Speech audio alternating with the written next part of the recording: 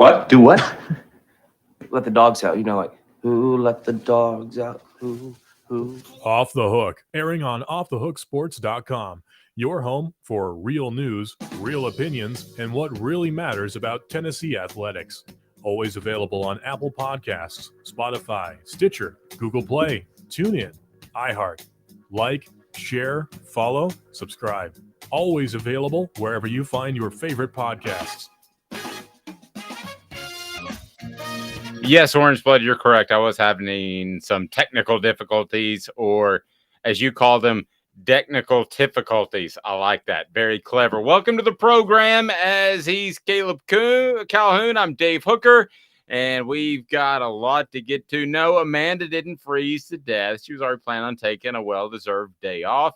With Caleb, I'm Dave Hooker. Coming up on the program, a huge Friday edition of Off the Hook Sports. We'll be joined by Jonathan Crompton, former Tennessee quarterback, and the coach, Chris Landry, will join us. So we're excited about that, breaking down South Carolina. So with Caleb, I'm Dave Hooker. Good morning, Caleb. How are you? Oh, pretty good, Dave. Yeah, it was some technical difficulties, but I'm still celebrating because the Titans won last night. So. Yeah, you're a big Titans guy. You and Amanda. Amanda was there at Lambeau Field. So I think that Derrick Henry's a pretty good tailback. Yeah, very good tailback and very good quarterback. My wife's a Packer fan, so I basically told her that the better quarterback was for the Titans last night, and he was Derrick Henry. Yeah. All right. Well, we've got a lot to get to. We're going to break down this South Carolina game with the coach, Chris Landry, Jonathan Crompton as well. And as we look forward to the game, I wrote a column on Alex Golesh, Tennessee's offensive coordinator. And if I'm South Carolina, I am casting a very judgmental eye toward my sideline, and that is Shane Beamer in year number 2 at 6-4, just trying to have a winning season, and Tennessee in year number 2 under Josh Heupel, and they are competing to get into the college football playoff. Now, Caleb, my take on that is, more so than the record, I see the direction that Josh Heupel is heading in. I see that this program is going to be built around a rock steady, explosive offense that is going to produce week in and week out for the most part. The Georgia game was the exception. And then I see a defense that's built vertically that is going to create big plays behind the line of scrimmage. Maybe never be that dominant defense because of the way the program is structured. My question with Shane Beamer at South Carolina, I don't know the direction of the program. So my argument with Alex Golesh and why nothing's going to happen in the next couple of weeks, don't get that wrong. But I will tell you this, if Shane Beamer doesn't do much better next year, South Carolina may be looking for a coach, and I would consider Alex Golesh. I would look at him. I realize that would be a jump. He has Midwestern ties.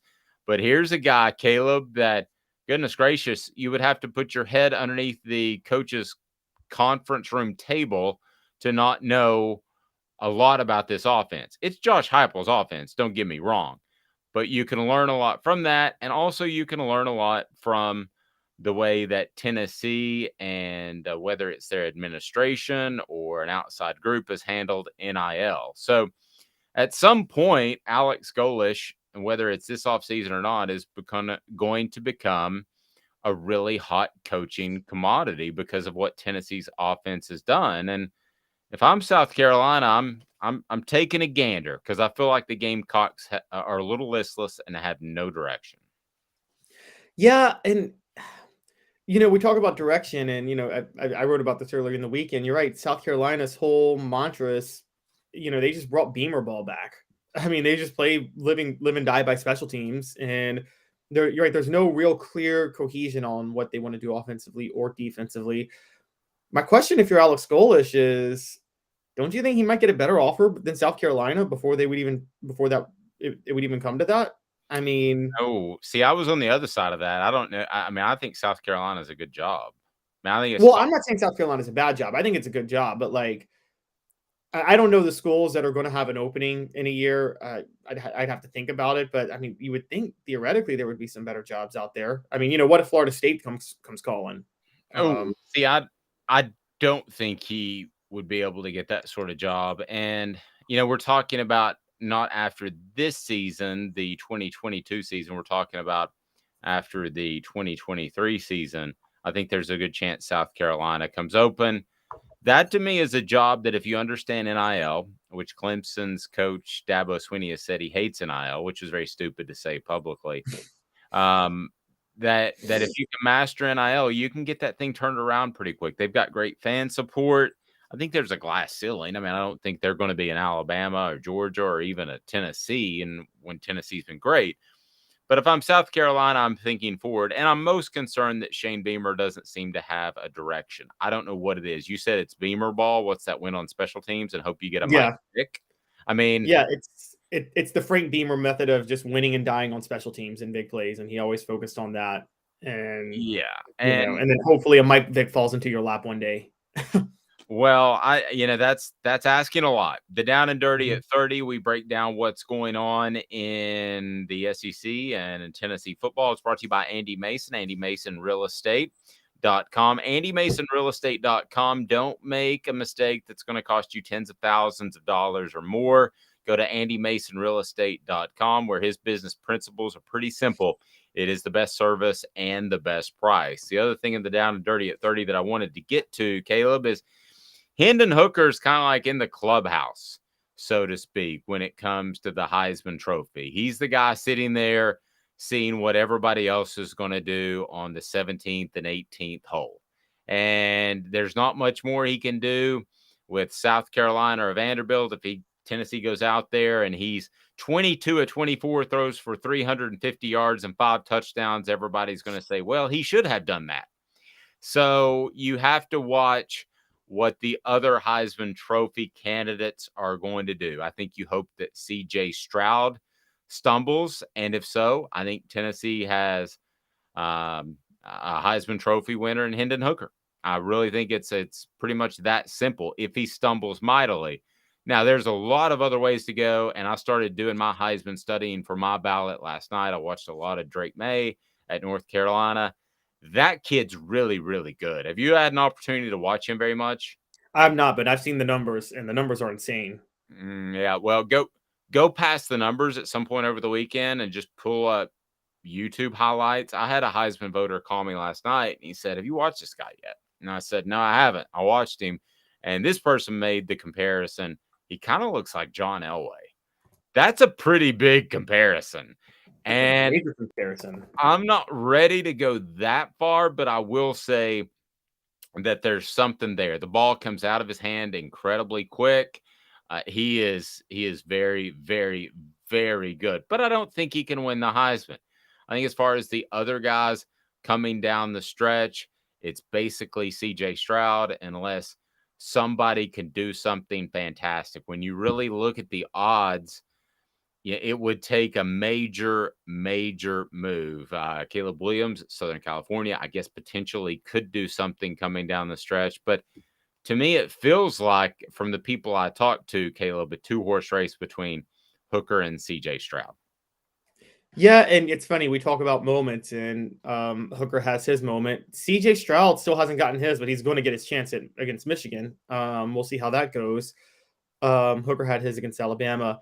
That's the problem with Drake May. He doesn't have his moment. The crazy part, though, is it's not. I mean, against Notre Dame, he threw for 5 touchdowns. They just lost. And so what happens if they do go to the ACC championship and then beat Clemson and then have one loss? Then I don't know, because statistically, Drake May is just lapping the field with everybody else. And so what happens if Stroud loses to Michigan? And Drake May and then North Carolina wins out and Drake May beats Clemson? Well, let's say there's one game in the next 2 where Hendon Hooker just throws for 250, which, may be a great day for a lot of people, but for Tennessee's offense, that's very average. So, yeah, I just think Hendon Hooker's in a very precarious position in that I don't believe that he can go out and win it anymore. I think he can lose it. I think he has to hope for someone else to stumble, and that someone else is C.J. Stroud. Nevertheless, I mean, to make it to the ceremony, I don't want to undermine at all what he has done, because to have that Heisman moment against Alabama is really, really impressive.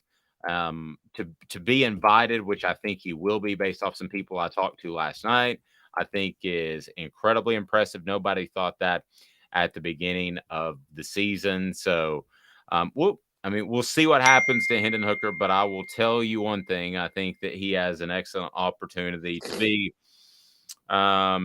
be invited, and I still think he has a great opportunity to win it. I mean, statistically, if you go by those cats in Vegas, he's second. A couple of notes. May is really good. I think they oh, and it scrolled right by. May is really good. Where did that quote go? Well, he was talking about May, and now I've lost it. Say May is really good. Okay, I think they have a good opportunity to beat Clemson in the ACC championship. Yes, absolutely. And I think that they have an excellent opportunity to do that. And even if they don't, he's going to be the front runner for next year. Very young. He's a redshirt freshman. I don't know how this guy didn't play last year. And I question the decision making and the coaching staff for not playing him last year. I mean, well, you think about Jameis Winston redshirted behind EJ Manuel that year at Florida State, and then we saw Jameis Winston. I mean, the first game against Pittsburgh that Thursday night, I'll never forget, and we were all watching, and we were thinking, "Wow, he's better than EJ Manuel ever was at Florida State." And so, sometimes things happen. You know this. 1994, the coaches were planning on redshirting Peyton Manning until Jerry Colquitt got hurt. Yes, that is true. Orange Blood said, "Would it be fair?" You think I'm older than I am, by the way. Would it be fair? I know you. Do you remember it or not? I totally remember it, but I was like 18. I was total fanboy at the time. I wasn't actually covering it, but I do remember it. Orange Blood said, "Would it be fair to say Drake May is a better draft prospect than Will Levis?" It's fair to say Orange Blood based off what I watched last night, and I don't pretend to be a coach, but I've said this before.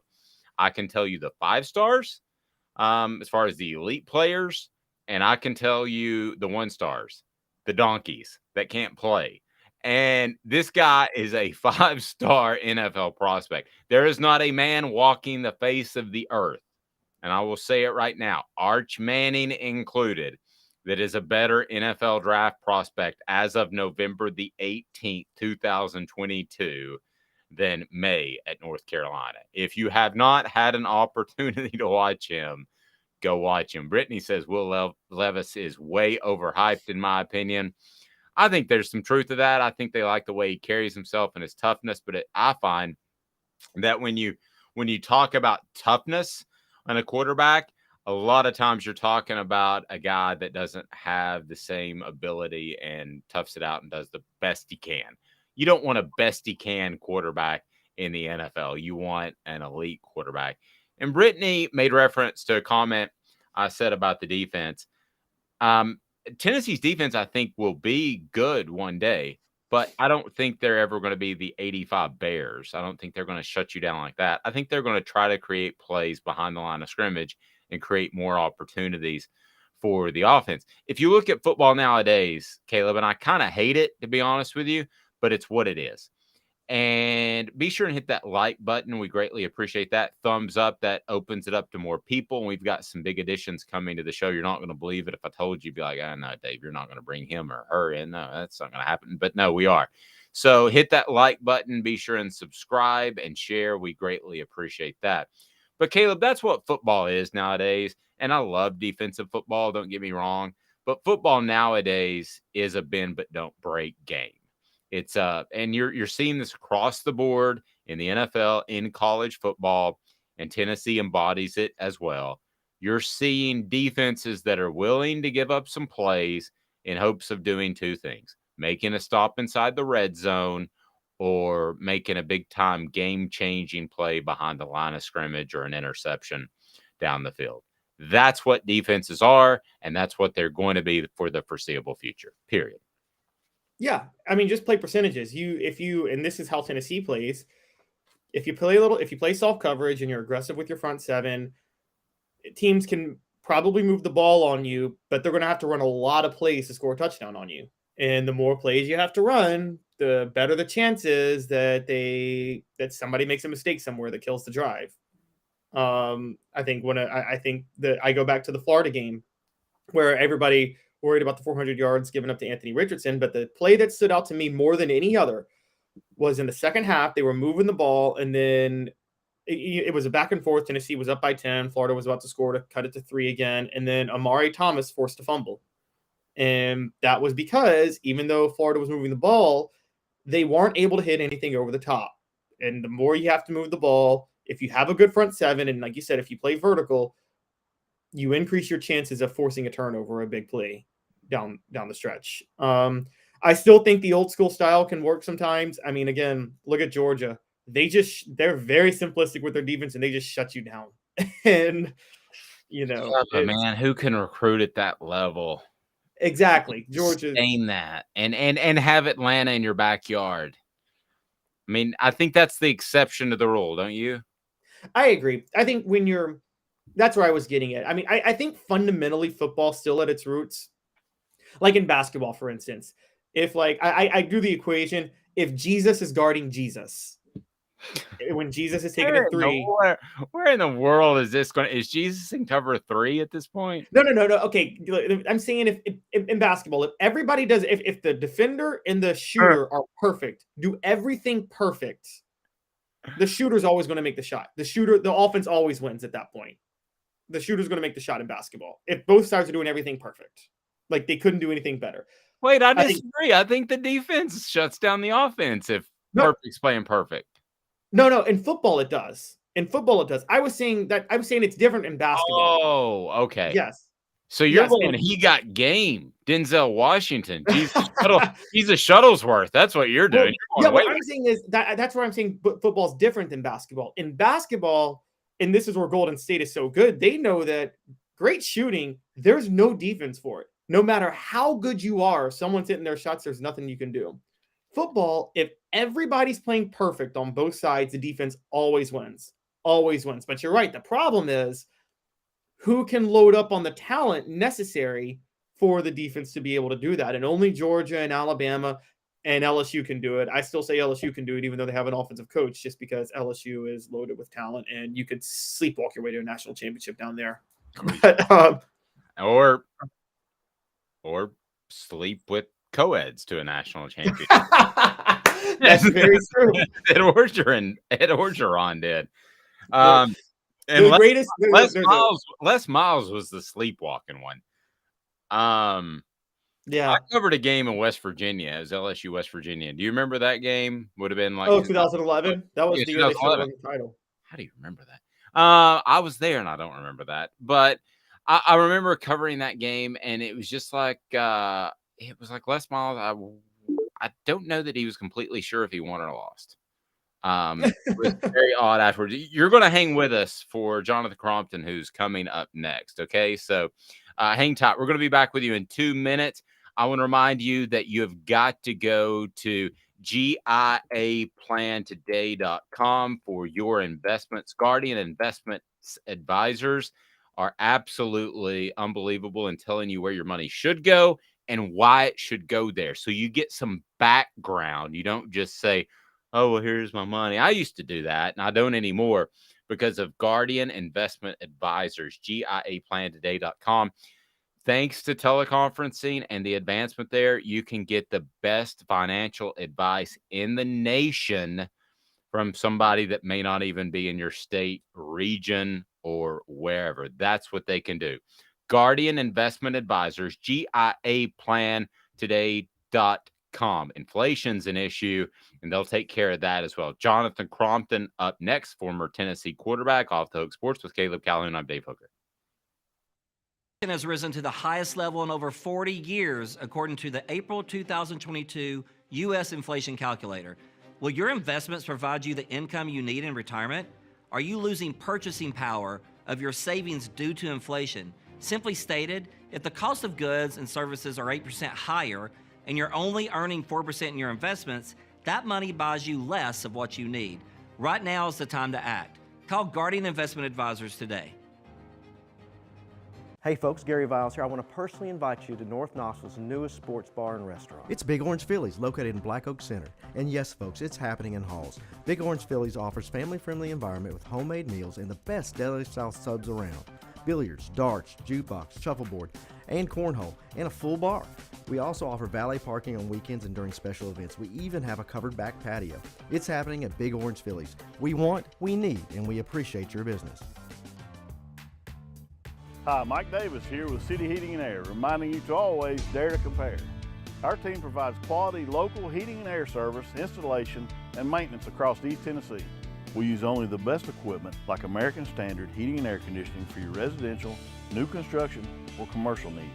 Honesty, dependability, and customer satisfaction have been the cornerstones of our business since 1961. City Heat and Air. Dare to compare.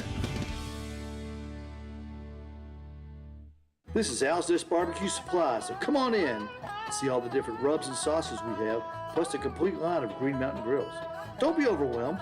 We have plenty of help so you can produce the best barbecue and amaze your family and friends. Barbecue is America's food, and we'll do what we can to bring you all the best products. We're Al's Nest Barbecue, where Chattanooga goes to grill.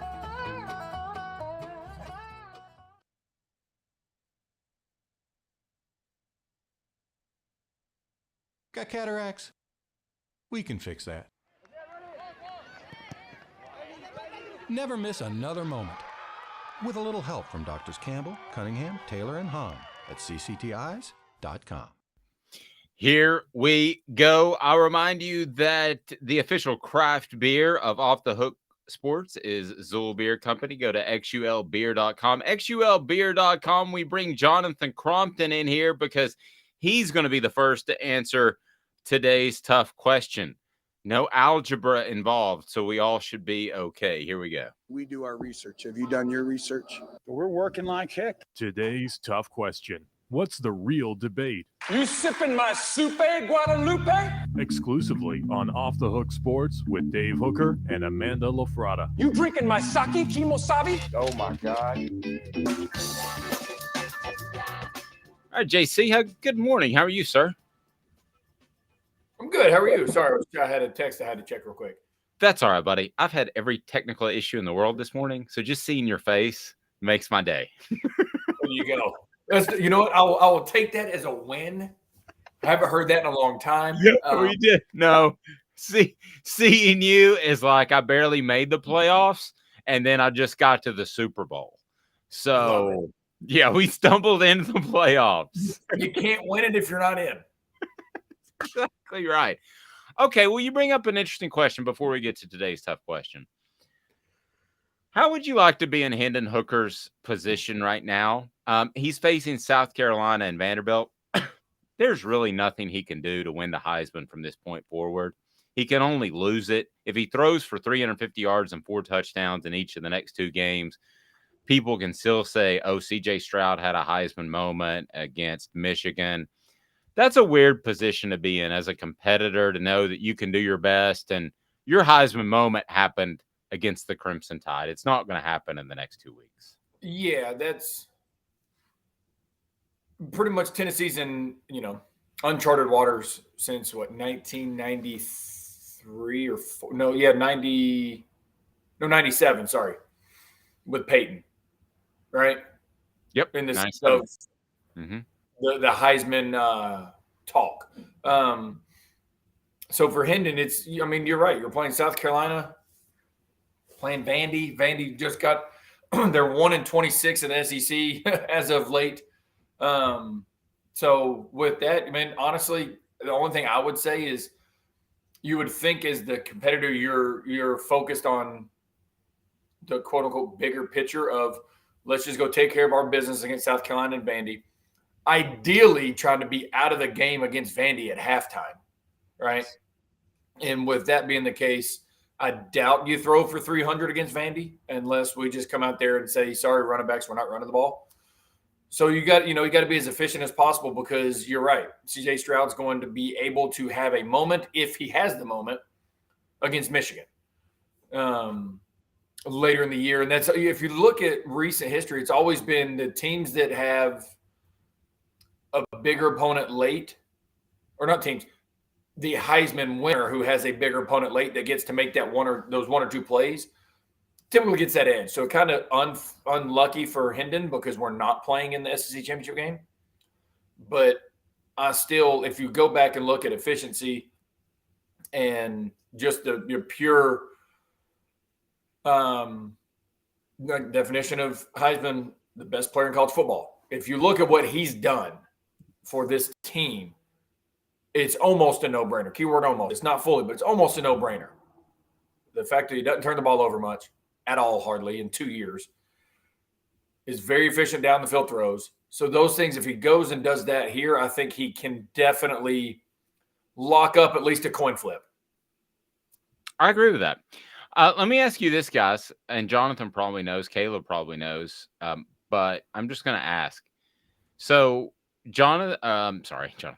Hendon Hooker has thrown 24 touchdown passes. How many interceptions this year? Do you guys know off the top of your head? 1, isn't it? 2. Just it's 2.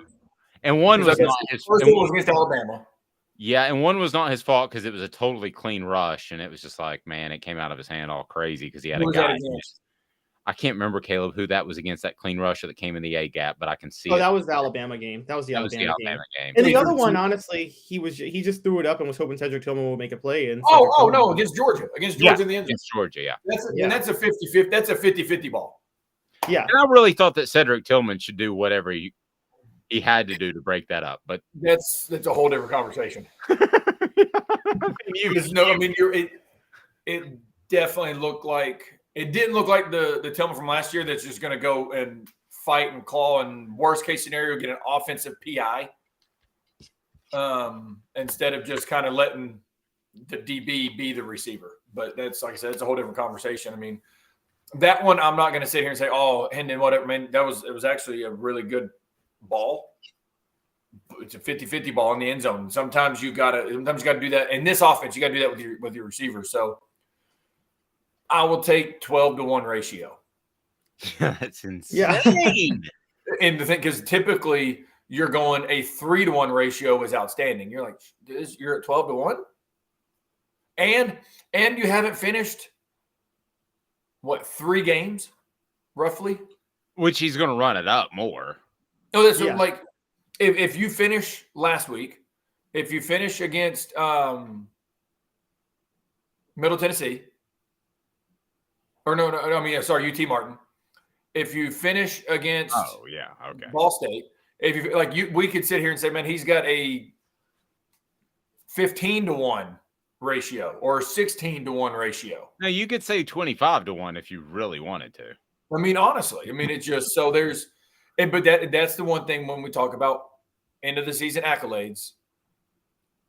I don't think it's looked at because, and this is, I'm sure you guys have talked about this all week. I had people reach out to me, oh, that's garbage of what Tennessee did at the end of the game against Missouri, blah, blah, blah. There's 2 ways to look at it. 1, the 2s are into play. We got to get experience. And 2, if you don't want me to score, stop me. Yeah. I'm not being a dick, but if you don't want me to score, stop me. Right? But when Ohio State does it and C.J. Stroud against Indiana throws his 5th touchdown of the game with like 6 or 7 minutes to go in the game and they should be running the ball, not a word. No, that's what I'm like. We're always going to, you know how it is. It's Tennessee. We're always going to have that. People are always going to hate and all that stuff. So, well, part of that could be Tennessee's fans' fault. I'm not going to argue that. I won't argue that. But it always seems like there's an extra poke in the bear. There is no more aggressive fan base on social media. No. So the high school that I coach at, our quarterback and his dad went to the Mizzou game. They get back and they were like, dude, people are nuts. Yeah. Yeah. You went to Missouri. Wait until you go to Florida or Alabama game, Georgia game. Like it was Mizzou. You know what I mean? And they were like, Yeah, I've been saying for a decade, I was like, Vol Twitter has always been savage. And I'm like, just wait till Tennessee's good in football again. Because we've never seen Vol Twitter with Tennessee dominant in football. And we're seeing it now. It get ugly real fast. So I promised today's tough question, and we kind of got led into it accidentally about a Cedric Tillman comment that I made, and then that got echoed on the message board. But I want to remind you that today's tough question is brought to you by Pedigo Chattanooga. Pedigo Chattanooga has e-bikes that you can rent, toll around downtown Chattanooga, have a fantastic time. Also know that they're family owned, locally owned. Buy your e-bike there and have fantastic service. They're just at a whole nother level at Pedigo Chattanooga. So today's tough question is pretty simple. Who's the MVP? Who has the standout game when all is said and done at South Carolina? And I made mention of Cedric Tillman not breaking up that ball, and it leads me into this question, Jonathan. And we had somebody post that, do we look better without Cedric, or is it just me? That sounds crazy to say, but technically they have. Your thoughts? Honestly, I think he's a hell of a ball player. I do. I think he's going to be a good NFL player. You can tell, and we talked about this a few weeks ago, when you're coming back from injury, sometimes it's tough because you almost got to get force-fed the ball to get back in the groove, right? Well, you can tell they're trying to force-feed him the ball sometimes instead of just going with the flow, letting it organically get there. You know what I'm saying? Hence, that just straight up go route against Georgia that ended up in an interception. So I'm not going to say we look better without him, but we're flowing a little more smooth without him. And when Hyatt started really going off is when I made the comparison to look at Waddle and Smith at Alabama. When Waddle went down and Smith won the Heisman. Smith was the kind of the shadow guy. Waddle was the dude. Waddle goes down. Smith, the rest is history. Smith wins the Heisman. I'm not saying Hyatt's going to win the Heisman. What I'm saying is sometimes your team gets into a better flow when you're clear-cut number one. And I'm not saying injuries happen. You don't want anybody to get hurt. Let me preference that. Sometimes you find out that you go, oh, yeah, he was the one, but this dude really was the 1A. He was really the 1B. And I think that's kind of what we found out with Hyatt. Hyatt really might have been the 1A choice. Tillman might have been the 1B choice. He just had to break out first. It doesn't mean that either one's a lesser player. I just think we flow a little more smoothly with the speed of the offense because we're a downfield threat team. And I think that, Hyatt speed, Squirrel speed, people like that, and then having Brew and or Tillman being your intermediate guys, I think Brew is I think he's a more consistent intermediate guy right now. So I'm not going to sit here and say that we're better without, but we're pretty darn good either way. And, I used the phrase earlier, you almost flip a coin, right? If he's in, that he's getting guaranteed X targets, which now hurts Hyatt in the offense of we're going to run by you and we're going downfield because he's those targets when Tillman's not there. Agreed. And he's been super productive, more productive than any receiver in Tennessee history when Tillman's not there. So it's hard to argue against that as well. For the record, I'm going to take the easy way out. I'm going to take Jalen Hyatt as the most outstanding player on Saturday because I think that Josh Heupel would like to say, hey, South Carolina guys, here's a South Carolina kid who's doing great things at the University of Tennessee. You should give the balls a look. So you guys, I think their offense is at that point where they can manufacture some things to get the ball to guys if they want to. All right, so you guys, Caleb, you want to jump in? Who's the most outstanding player against South Carolina on Saturday? I actually think it's going to be Jalen Wright. I don't know if you guys have seen South Carolina's run defense. It's horrendous. I don't think anybody's seen their run defense. Yeah, that's true. Not even their defensive coordinator. Sorry. That was a softball right there. Sorry. No, it was perfect. No, I think that Josh Heupel is going to do what he does, which is he to his credit, he sticks to the run game. And Jonathan, tell me what you think about this. I think Josh Heupel's going to stick to the run game like he does because he likes to set up the pass with it. And I think he's accidentally going to have like 2 70-yard runs with Jalen Wright doing that. No, I'm not mad at that at all. I've been very honest about and vocal about our bare minimum. We need to rush for 150, right? If we rush for 150, we're hard to beat because now we're not as predictable in the pass game.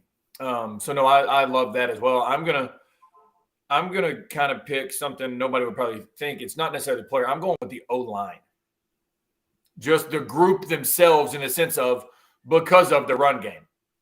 If they get the movement that we can get and should get against South Carolina, I think we dominate the line of scrimmage. That's why I'm going to take the O-line, not just one player, because they can change the game very quickly in this type of game. I can roll with that. 4 out of the 5 offensive linemen, starting offensive linemen for this football team, have won SEC weekly awards as top offensive linemen in the league. That's pretty impressive. They're up for the Joe Moore Award, which goes the top offensive line in the entire country. So that would be really impressive. A couple of votes by Brittany, Byron Young, or Tyler Barron. For me, I think they will be all over Rattler all night. Jonathan, I was talking. Go ahead. Well, can I add one more Tennessee MVP of the game? Sure. Spencer Rattler. Oh, Lord. Man, Jonathan is coming to the show taking shots. But listen, Kentucky is Kentucky is Kentucky.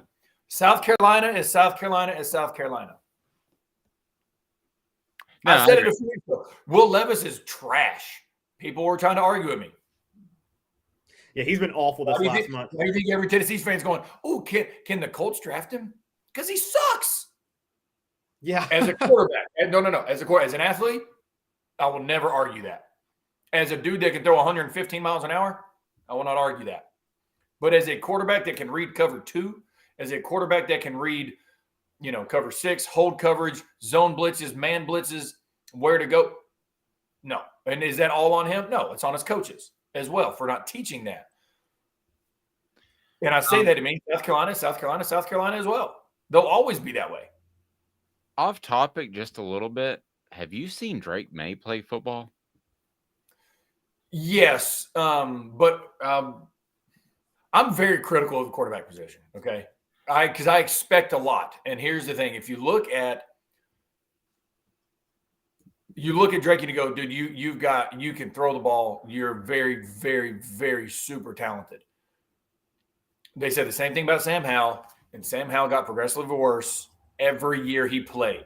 It's because the system they play in. Clemson, Carolina, USC, Oregon, UCLA, Auburn, UCF. I can keep going on and on and on. But what I'm getting at is they don't teach them football. They just say, we're throwing it here. So you can be a natural thrower. But I wish because if he would get taught football at UNC, that dude is a freak. Exactly. And I'm not saying these been taught that's football. That's what upsets me for him. Because you watch him and you go, there might not be anybody more natural of a thrower in the country.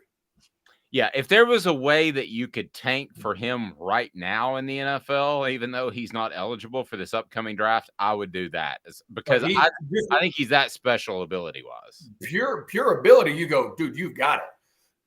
and I say all that stuff saying it's not the player. You don't know what you don't know. Yeah. You know what I mean? And so I'm saying that that is every school that I named, that is on the coaches. That is purely on coaches for not coaching football. But that kid is one of the smoothest throwers or quarterbacks, I would just say, that I've seen in a long, long time. And I mean, it doesn't hurt he's playing in the ACC.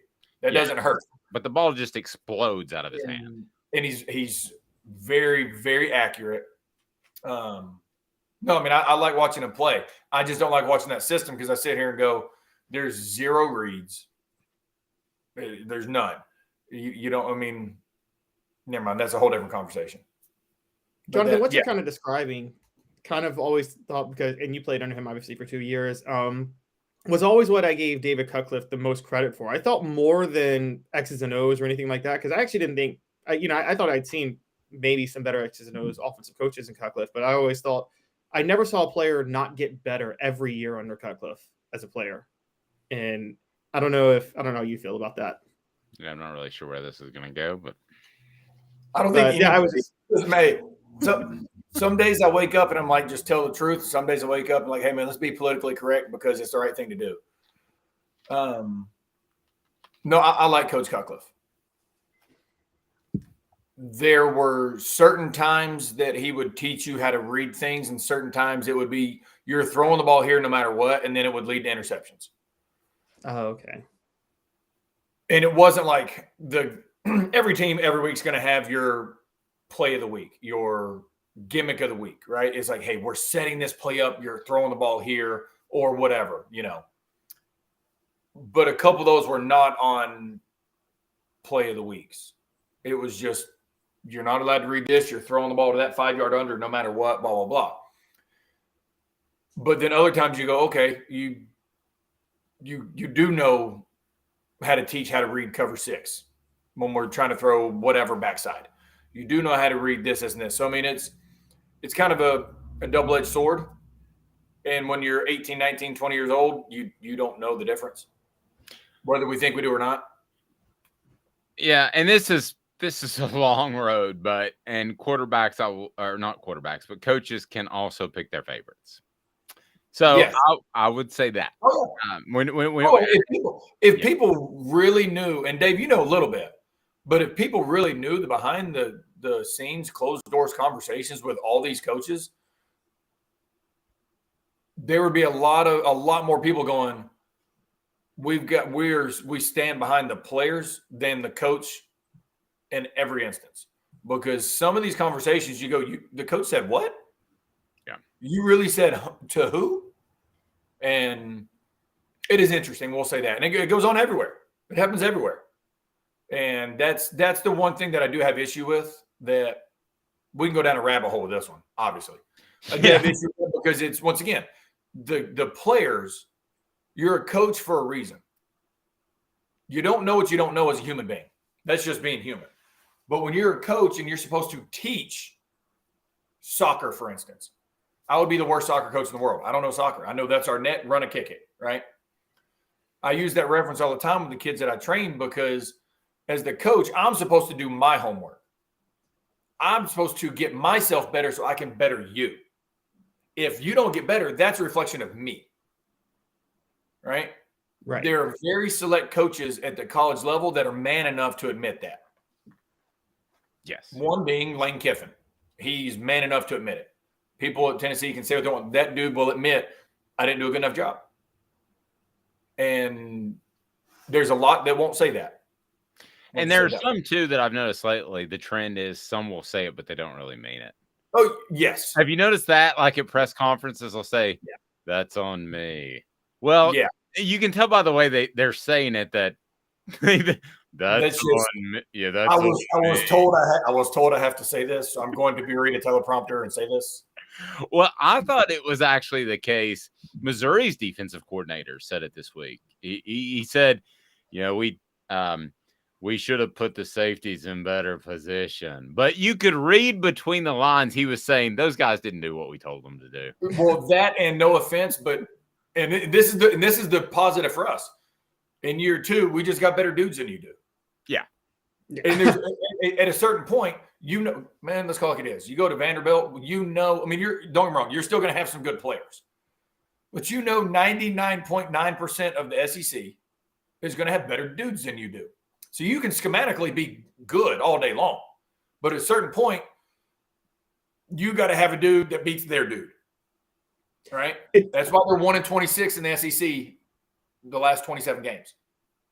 And it's not a slight on Vandy is what I'm getting. I'm just saying at a certain point, you can, like Missouri's D coordinator, you would love for him just to say, yeah, they whooped our ass today. There's nothing we could have done. But you can't say that. You can't just say. You say that because I saw a lot of I saw a lot of tweets that, when Tennessee punched in that last touchdown, they're like, "Oh, Missouri's going to remember this next year." I'm like, they're not going to be good enough to remember it next year. Like, it doesn't matter if they remember it.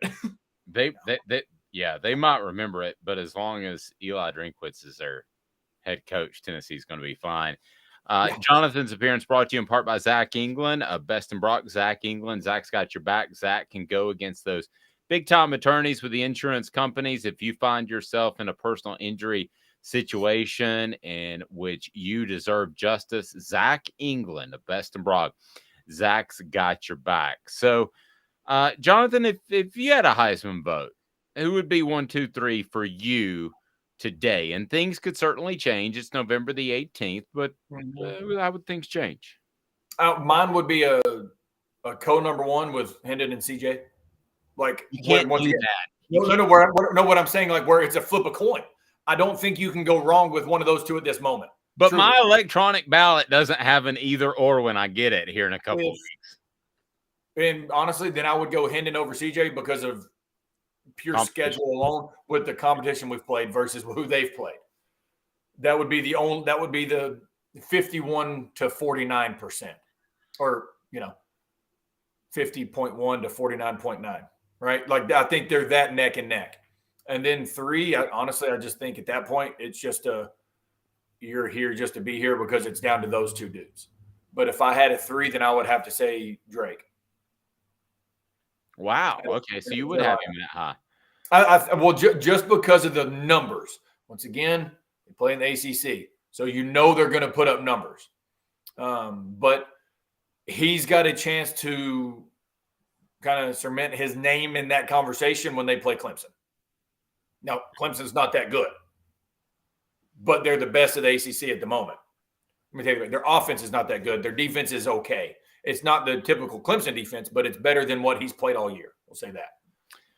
Do me a favor, hit that thumbs up button, like it, and it helps us open up the show to more people. That means we add more people like Jonathan Crompton, like Ron Slay. We've got big-time plans coming up, so be sure and hit that like button, subscribe, and share.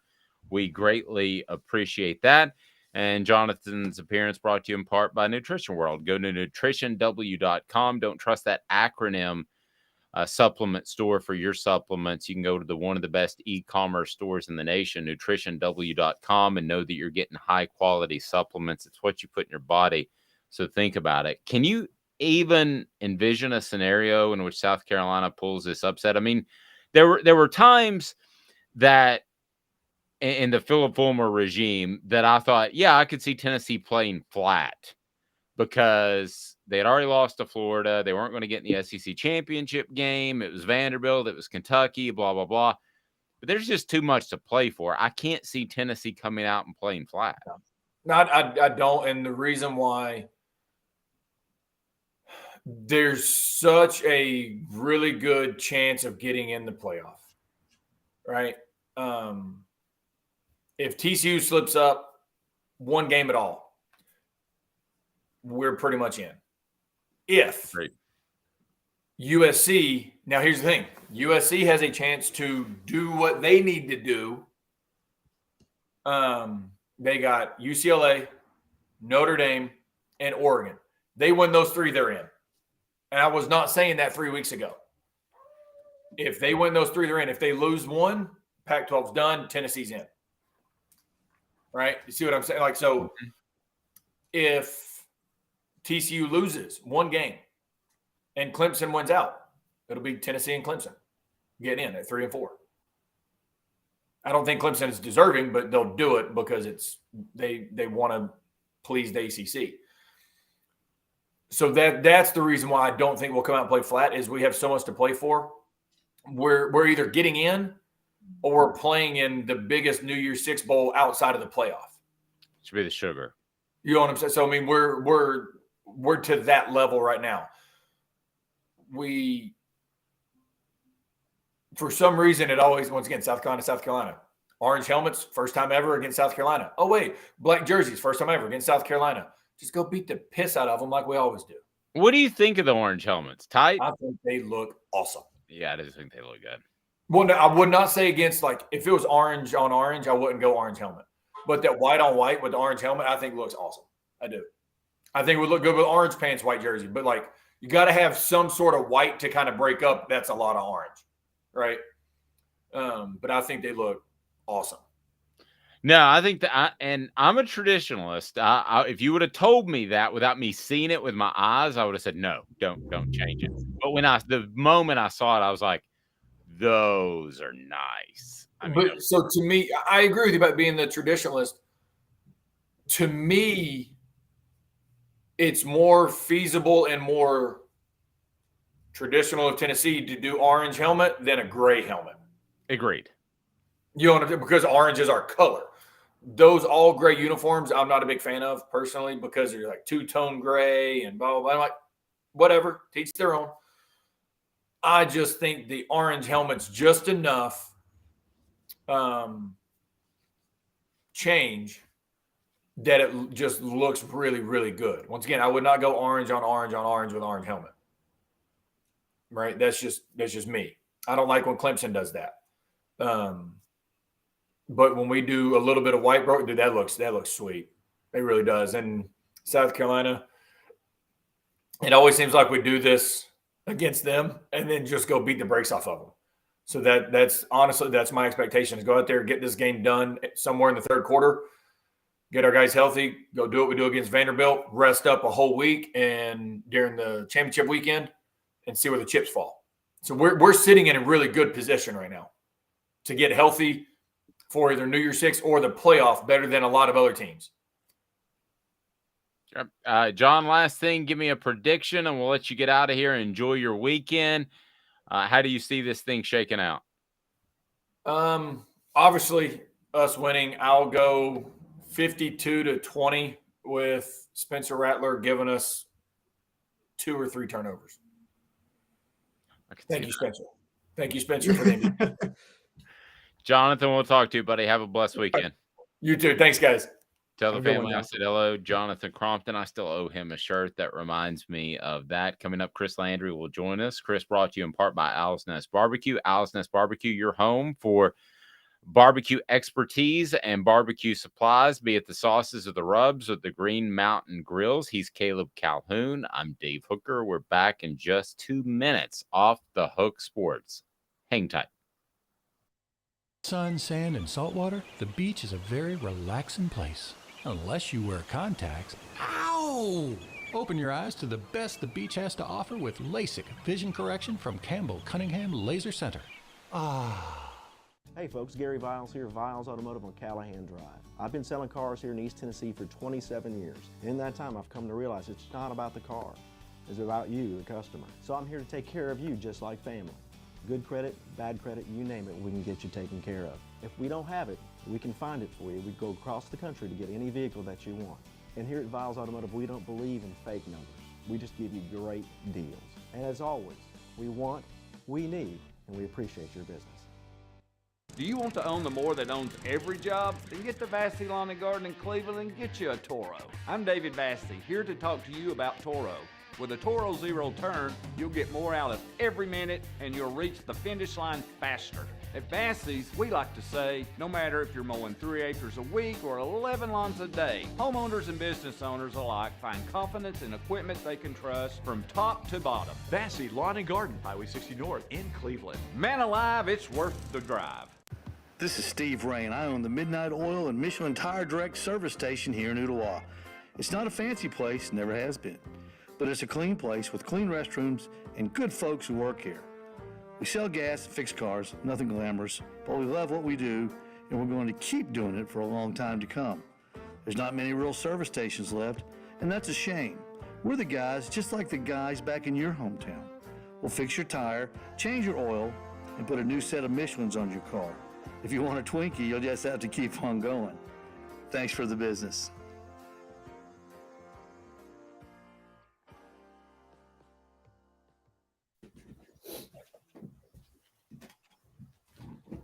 Exclusively on Off the Hook Sports with Dave Hooker. You're so old. When you were a kid, rainbows were black and white. And Amanda LaFrada. New Kids on the Block just called.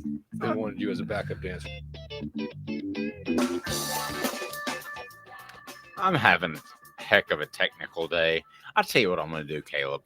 I'm just going to completely play that all over. That's what I'm going to do because I'm having one of those days, and I want it to sound right before we bring Chris Landry in. This day in sports There we go. history, putting things in perspective, exclusively on Off the Hook Sports with Dave Hooker You're so old. When you were a kid, rainbows were black and white. and Amanda LaFrada. New kids on the block just called. They wanted you as a backup dancer.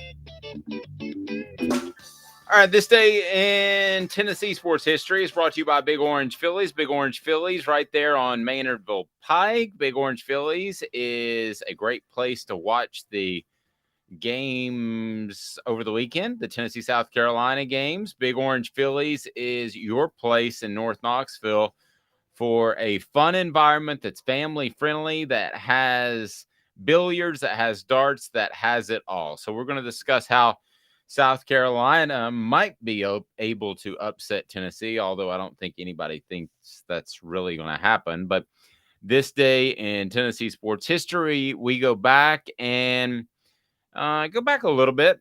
Yes, we do. It is November the 18th and go back to 1907. Tennessee defeated Arkansas in Little Rock 14-2 in a game that was just so exciting. Some of the cameras that didn't exist at the time just blew up. I think Chris Landry was actually a GA on one of those staffs in 1902. Is that right, Chris? Yeah, not so much. It didn't have GAs back then.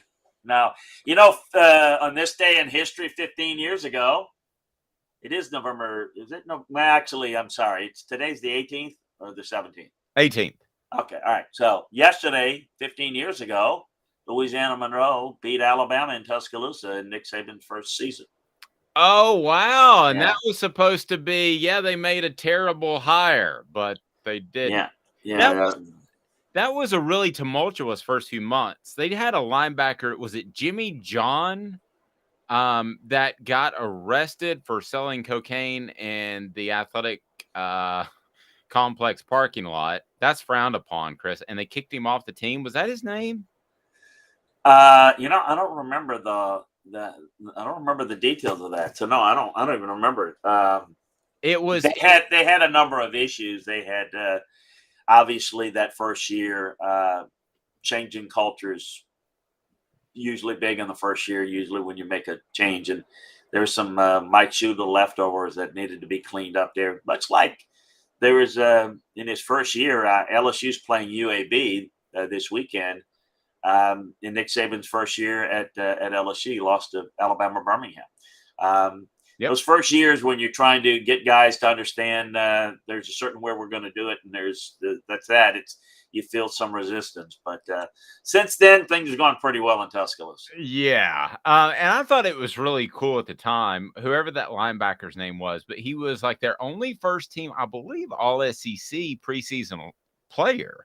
I think his name was Jimmy John because it always sounded like the restaurant, the sandwich restaurant. I can look it up, and they kicked him off the team immediately. And I thought that was so smart by Nick Saban. I was like, you've got time, so go ahead and make the move now and tell everybody else that that's not acceptable. I'll tell you another thing about that UAB loss at LSU. Your buddies at the Baton Rouge paper, The Advocate. And not my buddies. I don't know any of them. But go ahead. Right, right. Well, you know what they ran out there on the Tennessee game day, because Tennessee was the next week, right? Do you remember that? Mm-hmm. They ran a front page picture of UAB waving their flag at midfield of Tiger Stadium, and if that didn't get those players pumped up, then nothing would have. I remember I was at that courtyard in Baton Rouge, and I got my paper outside the front door, and that was on the front page of the sports section. I was like, if those dudes are looking at this, man, they're going to be fired up today. And they were. Well, what I remember about it, about that whole situation was it's kind of well known in these parts and in other parts that I'd worked with Nick Saban on Bill Belichick's staff. And I had actually recommended Nick Saban to LSU back when LSU hired Jerry DiNardo. And that obviously didn't work out. And so trying to convince Nick Saban that maybe this LSU job is something you ought to consider. And it took a little doing, and I didn't get it done. It was actually my good friend Bill Orangebarger that convinced Nick that this would be a really good, that LSU was really a good job. Anyway, so it was kind of well known that I was a big fan of the hire, and that's who Mark Emmert, who's now the outgoing president of the NCAA, because he was running the search, or he basically made the final call at LSU as the chancellor. And Joe Dean, who's a good friend, the athletic director, that's the guy I push for a lot. So pushing for Nick Saban, and they're losing to UAB, you can about imagine how people thought, this guy's awful. What are you doing? I can remember some key folks saying, telling me, what did you get us in? All this kind of stuff. There's another story. Oh, yeah, everybody says, oh, yeah, we knew it all along. That was not a popular hire in Baton Rouge, I can tell you, when Nick Saban was hired. It was not popular at all.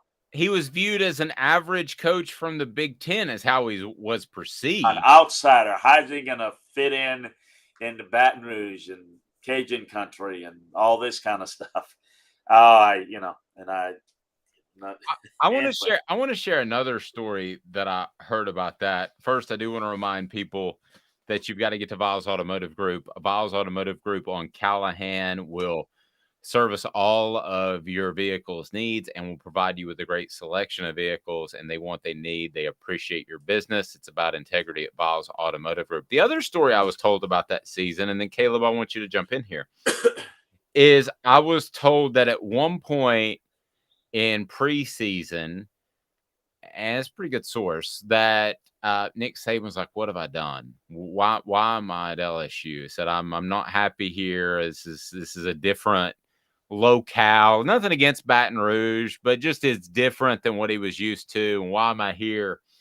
And he got on the phone with a pretty significant agent that rhymes with Rexton.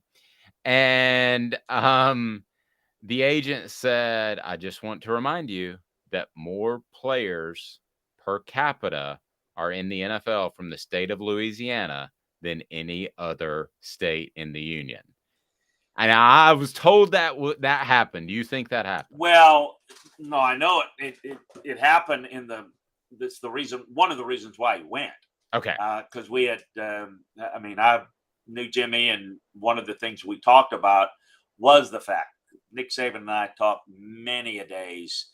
He's not a real talker, but when we would break for meetings in Cleveland and go have our lunch or dinner, just right out in the little kitchen areas, I talked about that because that stat had been there for a while. There are more players, because he'd always used to say, well, why doesn't anybody ever win there? And I said, to be honest with you, they haven't made the commitment facility-wise, which they had the worst facilities in the league when I was coaching there, in 10-team league. But there's a lot of players, and a lot of players were leaving. And I said, there are more players per capita in the state. So that was something that was known. It was something that was presented in the process, and it was something that Jimmy, focused on. So if he was just giving them a reminder, that was something he had already known. The other thing that is interesting, Nick never visited LSU before. The first time he ever got there was for the introductory interview. He was having some issues at Michigan State, so he sent Terry, his wife. Terry went to Baton Rouge. Is that right? Yeah, he never went there. He did first time. And I was trying to think about it because Nick and I went on the scouting tour around the country a lot, working out players. And I thought for certain, because I know I had been to LSU a couple of times, and I said, Nick, you sure you wasn't with me on that trip? No, I've never been there. And then I realized, no, it was Belichick that was with me when we worked out Mark Boutte and Todd Kinchin and those guys. I said, you know what? Nick wasn't there. So he never went there. So Terry went there, and she went back, and she came back home, and Nick asked Terry, how was it? He says, well, they don't have much of a weight room, but they got some good-looking players over there. That's all she said. That's all she knew. And that was his. I mean, that wasn't like the seminal moment, but I tell you that again, the first go around, I couldn't convince the powers that be to hire Nick Saban. They didn't. Then the second time, they were convinced. I had done a little bit better job of getting some other NFL people in on it, and they were convinced he was the guy. But now it wasn't. It was getting Nick to get interested in the job. That was because he had kind of soured on, and I wasn't making a lot of progress. So I called Bill Orangeburg, who's the coach at LSU and left to go to be the athletic director of Florida. And, Nick didn't know Bill and Bill didn't know Nick. Now, I think Nick knew Bill Orangeburg of our reputation. He was the coach of the no-name defense of the Dolphins or Don Shula and the undefeated season and, all of that. And Bill told him, this was Nick told me, Bill told him, he says, LSU is the best job I ever had. Wow. And it was the best place I enjoyed it the most, me and Billie Jean, Bill's wife. And I believe that was the thing that got Nick to buy into it, along with all the other stuff. A lot of potential. And then, to be honest with you, it was Mark Emmert that sold him. Nick said, he looked at it and everything. And I talked to him about it. I said, look, the academic center is garbage. Where the players live, Broussard Hall, is ridiculous. It was 50s, average in the 50s. It just wasn't a good place. And the football operations, it's not one. So he went in with the idea that I need those three things. He told Mark Emmert, he says, done, and done. We'll do it. And, so he had done his homework to meet others that this is what has been lacking at LSU. The potential's there. Because I always felt it because I was there when we're bringing, I sit there and had a conversation not long ago with Ward Manuel, the athletic director at Michigan. Ward was from New Orleans, recruited Ward. Loved LSU, Louisiana boy. You go in and look at Schembechler Hall, and what we had, it just gave an era of, it's just not the same. We'd lose kids to Florida State. We'd lose them to Nebraska. We'd lose Neil Smith right from New Orleans, Nebraska, the great, Chief Bronco. Wow. Ward Manuel. I mean, just on and on. Leroy Horde, who I had in Cleveland with the Browns and coach. Michigan. I mean, Mike Stonebreaker. His dad played at LSU. Went to Notre Dame. All of those guys they're leaving the state. And if you look at all the players in the NFL from the state of Louisiana, it was like, all those guys are from what? Yeah. Why wouldn't they go to LSU? You've got to be able to sell your program. And look, we lived in an era where the facilities, they just didn't put the emphasis on it. And we were kind of late to the party. Now the facilities are as good as any, can match up with anybody. But that was the biggest reason. It was the biggest thing. We saw it. And look, we recruited those guys hard. And a lot of them wanted to come. But, it was like we were just like on a real estate trip where you see, price for price, you're going to get the same thing. Yeah, I'd rather go to Florida State. Work done. Right in Baton Rouge. Yeah. There was another player that was his teammate. Tony Franklin was Kevin Franklin was a very good player. Work went to Florida State. We lost all those guys.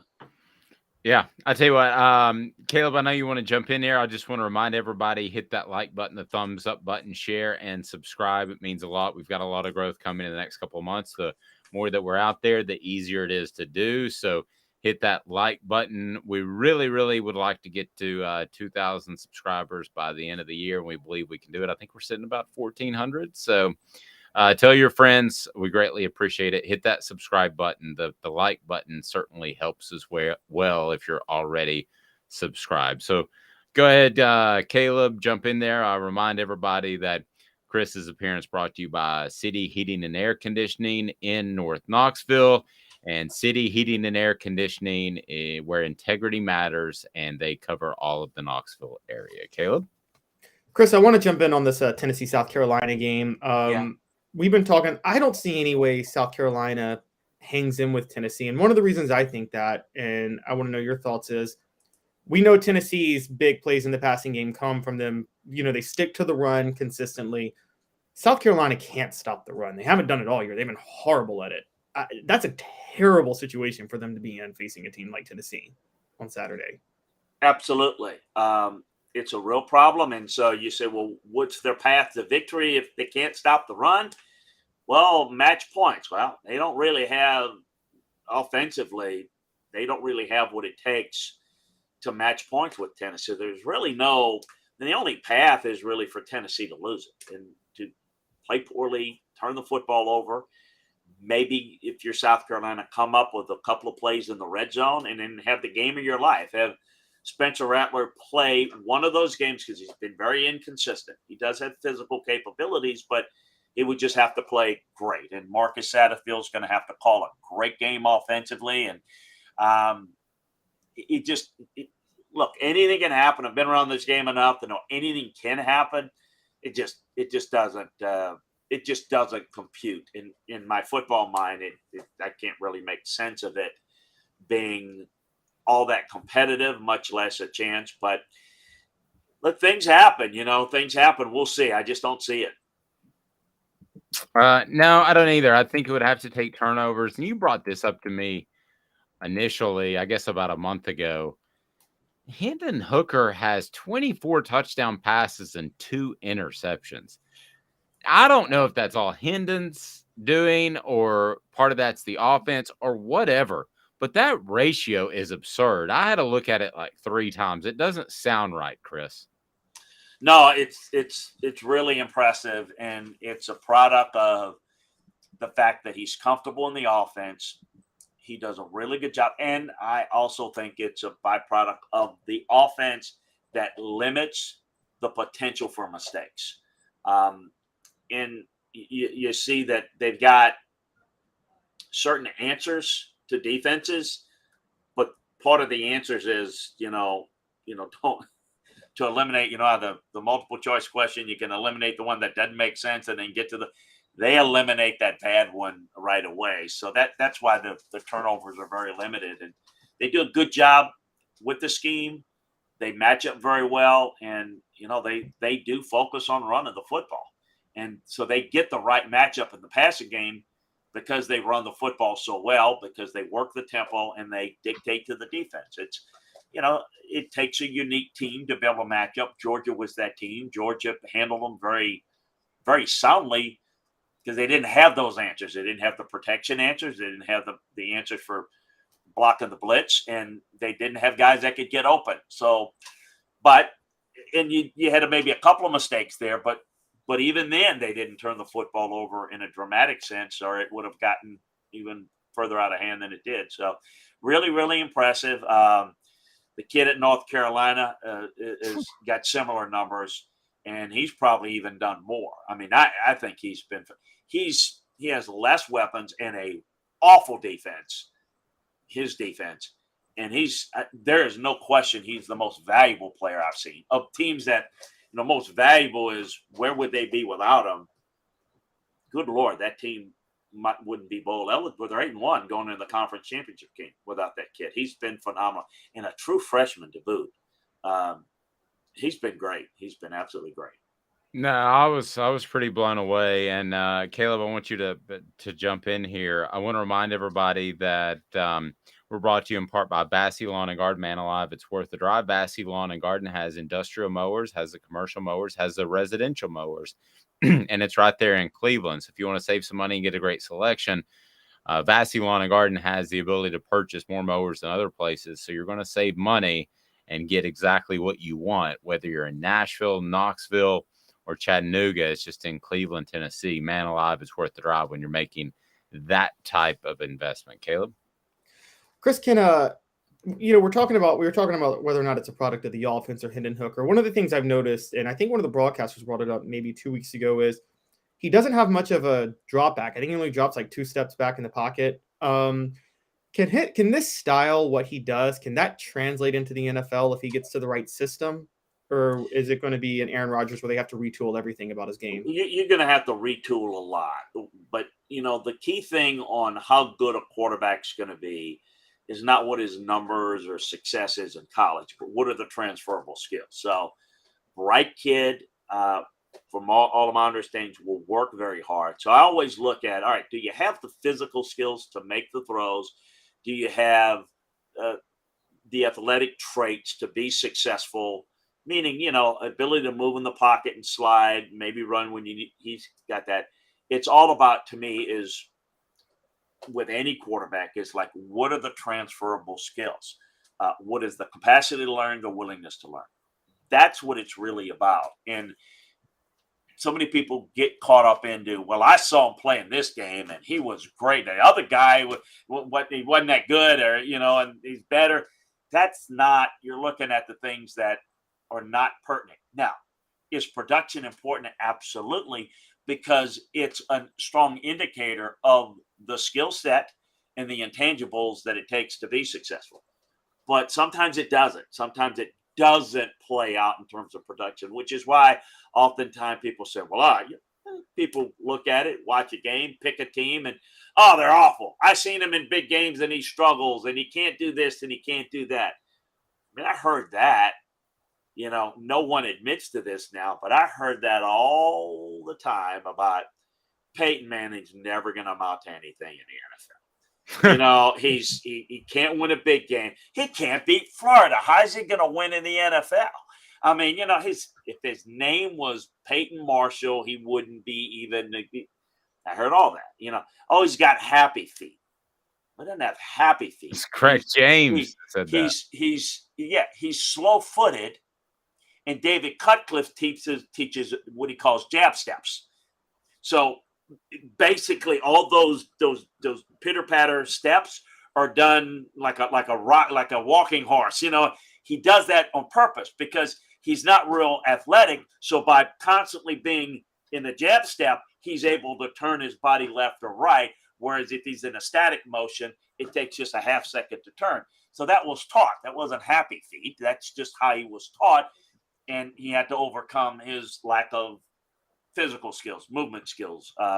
So a lot of that is, look, I mean, Hendon's not, I think he's a project, but I think he's someone worth trying to develop. And we'll see where that takes him and where he goes and who coaches him. That has a lot to do with it. Along those lines, Chris, you and I got ripped a little bit on message boards, which you're used to and I'm used to. So it's no big deal. But when we said early in the season that there were some accuracy issues with Hendon Hooker, and I believed it in September, and I still believe it was there. But I'm curious, just overall, as we sit here on November the 18th, how much better is he than you had him maybe projected on August the 18th? Well, the thing that we tried to explain it, and I don't know if people listen or care to listen, but the reality is the accuracy on the deep ball is phenomenal. The accuracy across the middle is just not real good. The timing's not great, and those are issues. I think you saw that against South Carolina, against Georgia. You've seen him in some other games. So, there's some accuracy issues with him. But in order to do that, folks, you got to break down tape and you got to break down all the different routes on the route tree. He doesn't throw. They don't use many routes on the route tree there. So what he does well. It's about how you translate to the next level. So, is he really better in some of the underneath stuff? Not appreciably, but what he's done is he's much more comfortable. The decision making's better, and the deep ball's always been good.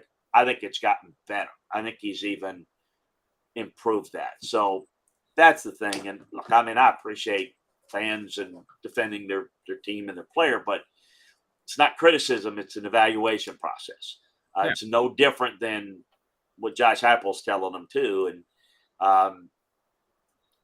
he's not very accurate, and their coaches know it too, which is why they avoid some of that. I've brought up. Exactly what I was going to say. There's a reason they didn't throw a lot of slant routes against Georgia. Yeah, and one of the things I have wondered and I brought up, I'd like to see them work the middle of the field more.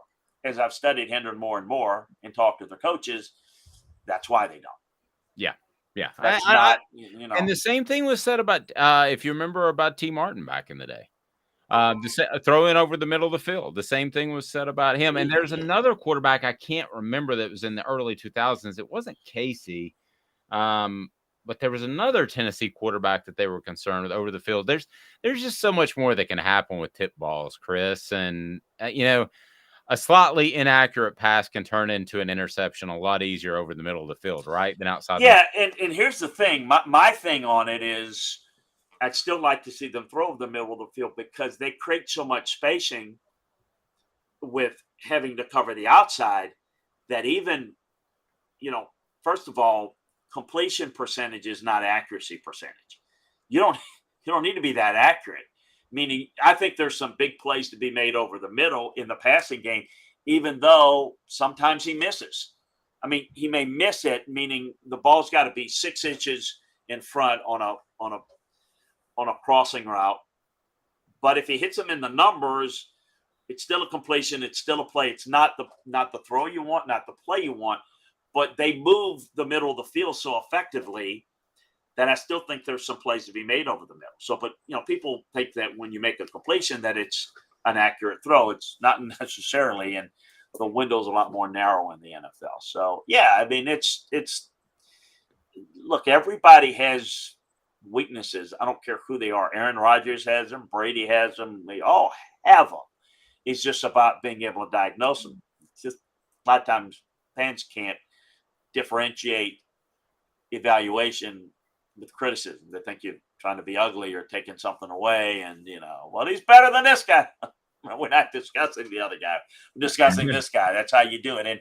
And you're not doing anything as a coach that, or as a scout and as an evaluator, as they're doing in the coaching staff. They're coaching the same things. It's not like, hey, Hendon, you're great. Man, you talk about now. This is good. This is what we want, and this is not what we want. That's what coaching's about. So take it for what it's worth. Want to make sure you hit that thumbs up button so we can be a part of your Tennessee and SEC coverage. And if you haven't had the opportunity, go to our YouTube page. That's why you need to have your notifications on, because we had, I thought, a great conversation. Chris and I did. Well, it's because Chris knows football at such a high level. I didn't do anything except for set him up. But the best breakdown, I believe, of Tennessee's potential prospects, David Hobbs, Samuel and Pimba, and Khalifa Keith. I think that was a trade up from Will Stalling. So if you like recruiting, be sure and hit that like button. It helps the channel. And we've got all kinds of plans for recruiting coming up with Chris, real evals that will give you an idea of what to expect for when these guys actually get on campus. So Chris and Caleb, thanks for filling in. Amanda will be thawed out by Monday. She was at Lambeau last night.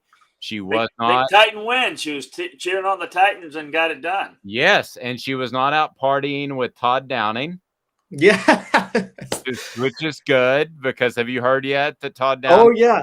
Oh, Best game he's ever called in his life. And Yeah. then he goes and gets a DUI in Nashville. Yeah, he got a DUI last night. Did you hear that, Chris? I heard that. Okay, I'm glad. I was a little bit nervous when you threw in she was not with him. Okay, as if like it was a rumor there. I didn't like where that rumor was going. So Yeah. I don't like that. This is not like that Lane Kiffin rumor. I love Amanda. It's like my little adopted niece. So I didn't like that rumor. So No. you just joking about a rumor. There's not a real rumor about it. There is no rumor. Okay. Amanda was not partying with Todd Downing, who was pulled over by the Williamson County Police Department at 2:30 a.m. on Friday for speeding.